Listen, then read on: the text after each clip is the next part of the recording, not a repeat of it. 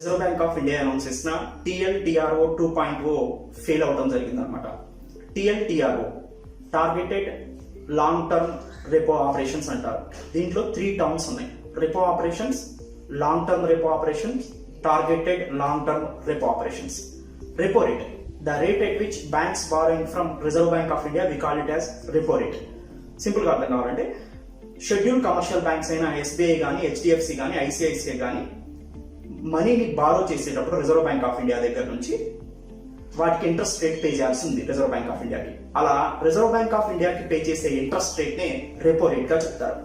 ఈ repo rate అనేది 2 unique features తో ఉంటుంది. Repo rate only short period కి మాత్రమే reserve bank of India banks కి బారోయింగ్స్ ఇస్తుంది, అంటే 7 to 14 days యూజువల్ గా. సో సెకండ్ యూనిక్ ఫీచర్ ఏంటంటే, కన్ఫామ్ గా కొలాటరల్ మెయింటైన్ చేయాల్సిన అవసరం ఉంది బ్యాంక్స్. అంటే banks reserve bank of India దగ్గర నుంచి మనీ తీసుకున్నప్పుడు రిజర్వ్ బ్యాంక్ ఆఫ్ ఇండియా దగ్గర కొలాటరల్ ని ప్లేస్ చేయాల్సిన అవసరం ఉందన్నమాట. అయితే ఇది repo rate. Long term repo rate, long term repo operations. ఈ రెపో రేట్ అనేది ప్రెసెంట్ 4.4% ఉంది. రెపో రేట్ యొక్క యూనిక్ ఫీచర్ మనం ఆల్రెడీ చూసాం. Only short term period K reserve bank of India దగ్గర నుంచి బ్యాంక్స్ బారో చేస్తే యూజువల్ గా 7 to 14 days. ఇదే రెపో రేట్ కింద లాంగ్ టర్మ్ లో కనుక బ్యాంక్స్ ఆర్బీఐ దగ్గర నుంచి మనీని తీసుకొని దానికి పే చేసే ఇంట్రెస్ట్ రేట్ నే లాంగ్ టర్మ్ రెపో రేట్ అంటారు. అంటే యూజువల్ గా 1 to 3 years పీరియడ్ ఉంటుంది. రెపో రేట్ మాత్రం మనకి just 7 to 14 days available period ఇస్తే, దీనికి 1 to 3 years పీరియడ్ లో banks reserve bank of India దగ్గర రెపో రేట్ కిందే మనీని బారో చేయొచ్చు. దీన్నే లాంగ్ టర్మ్ రెపో ఆపరేషన్స్ అంటారు. Third point, targeted long term repo operations.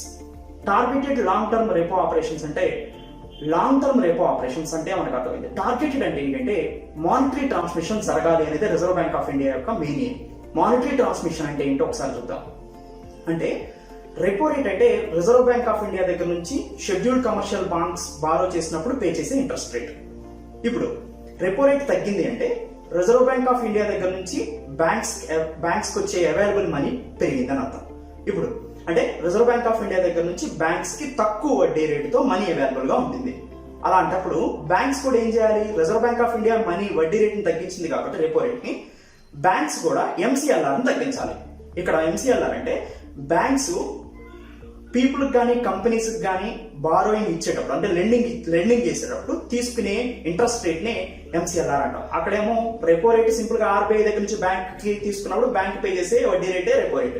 ఇలా పీపుల్ కంపెనీస్ పే చేసే బ్యాంక్స్ కి పే చేసే వడ్డీ రేటే MCLR, marginal cost of funds lending rate అంటారు దీన్ని ఎంసీఎల్ఆర్. అంటే రెపో రేట్ తగ్గినప్పుడు ఎంసీఎల్ఆర్ కూడా తగ్గించాలి బ్యాంక్స్. కానీ రెపో రేట్ తగ్గుతుంది, ఎంసీఎల్ఆర్ తగ్గించట్లేదు. అప్పుడు బ్యాంక్స్ దగ్గర అవైలబిలిటీ మనీ పెరుగుతుంది, కానీ బ్యాంక్స్ లెండింగ్ చేసేటప్పుడు ఇంట్రెస్ట్ రేట్ ఎక్కువ ఉండటం వల్ల పీపుల్ కి కంపెనీకి మనీ ఎక్కువగా ట్రాన్స్ఫర్ కావట్లేదు అనమాట. దీన్ని మానిటరీ ట్రాన్స్మిషన్ కావట్లేదు అని చెప్తాం. సో ఈ మానిటరీ ట్రాన్స్మిషన్ ని పెంచడం కోసం టార్గెటెడ్ అనే వర్డ్ యూజ్ చేశారు. ఇప్పుడు targeted long term repo rate అంటే ఏంటంటే, సింపుల్ గా మానిటరీ ట్రాన్స్మిషన్ జరగాలి, లాంగ్ టర్మ్ లో రెపో రేట్ కిందే banks reserve bank of India దగ్గర బారోయింగ్స్ చేసుకోవచ్చు. దీన్ని టార్గెటెడ్ లాంగ్ టర్మ్ ఆపరేషన్స్ గా చెప్తారు. ఇదే ఎందుకు తీసుకొచ్చారంటే, మానిటరీ పాలసీ రేట్స్ కొద్దాగా చేంజ్ చేయకోకుండా monetary policy committee monetary policy ద్వారా ఇంట్రెస్ట్ రేట్ ని, రిజర్వ్ రేషియోస్ ని, ఓపెన్ మార్కెట్ ఆపరేషన్స్ ని మారుస్తూ ఉంటుంది. అవి బాగా లో లెవెల్కి వచ్చినాయి. ఇప్పుడు కొత్త టూల్ ని యూజ్ చేస్తున్నాం. ఇంకా తగ్గించడం కన్నా కూడా ఈ న్యూ టూల్ ని అవైలబుల్ గా తీసుకొచ్చారనమాట. సో ఇది న్యూ టూల్ ఇండియాలోనే కానీ యూరోపియన్ బ్యాంక్స్ ఎప్పుడో కూడా ఈ టూల్ ని ఉపయోగించడం జరిగింది అనమాట, లాంగ్ టర్మ్ రెపో ఆపరేషన్స్ ని. సో ఈ targeted long term repo operations అనేది 2 types గా మనం 2 phases లో తీసుకొచ్చారు. దాన్ని ఫస్ట్ ఫేజ్ లో targeted long term repo operation అని, సెకండ్ ఫేజ్ లో targeted long term repo operation 2.0 గా తీసుకొచ్చారు. So targeted long term repo operation 2.0 అనేది ఫెయిల్ అయింది. Targeted long term repo operations అనేది సక్సెస్ అయింది.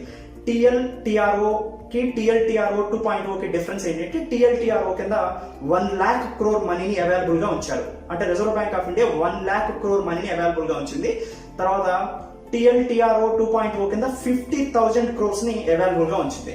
టిఎల్టిఆర్ఓ కింద బ్యాంక్స్ ని బారో చేసినప్పుడు బ్యాంక్స్ ఎవరికి లెండింగ్ యాక్టివిటీస్ చేయాలంటే, బిగ్గెస్ట్ కంపెనీస్ కి లెండింగ్ యాక్టివిటీస్ చేయాల్సిన అవసరం ఉందన్నమాట. అంటే రిజర్వ్ బ్యాంక్ ఆఫ్ ఇండియా దగ్గర నుంచి TLTRO కింద 1 lakh crore తీసుకున్న బ్యాంక్స్ మేజర్ కంపెనీస్ అయినటువంటి బిగ్గెస్ట్ కంపెనీస్ కి ఫండింగ్ లెండింగ్ ఇస్తాయి అనమాట. సో అందుకు బ్యాంక్స్ ముందుకు వచ్చినాయి. కానీ TLTRO 2.0 లో ఏంటంటే 50,000 crores అవైలబుల్ గా ఉంచితే TLTRO కింద 2.0 కింద బ్యాంక్స్ మనీ తీసుకున్నప్పుడు బ్యాంక్స్ ఎవరికి లెండింగ్ ఇవ్వాలి అంటే మైక్రో ఫైనాన్షియల్ ఇన్స్టిట్యూషన్స్ అంటే చిన్న చిన్న కంపెనీలకు ఇవ్వాలి. కానీ బ్యాంక్స్ చిన్న చిన్న కంపెనీస్ కి లెండింగ్ ఇవ్వడానికి ముందుకు రాలేదన్నమాట. ఎందుకంటే ప్రజెంట్ లాక్డౌన్ సిచ్యువేషన్ లో అవి ఎక్కువగా ప్రాఫిట్స్ పొందలేవు, తిరుగు పే చేయలేవు అనే ఉద్దేశం వాళ్ళకు ఉందన్నమాట. అందుకనే TLTRO 2.0 అనేది ఫెయిల్ అయిందిగా చెప్పుకోవచ్చు.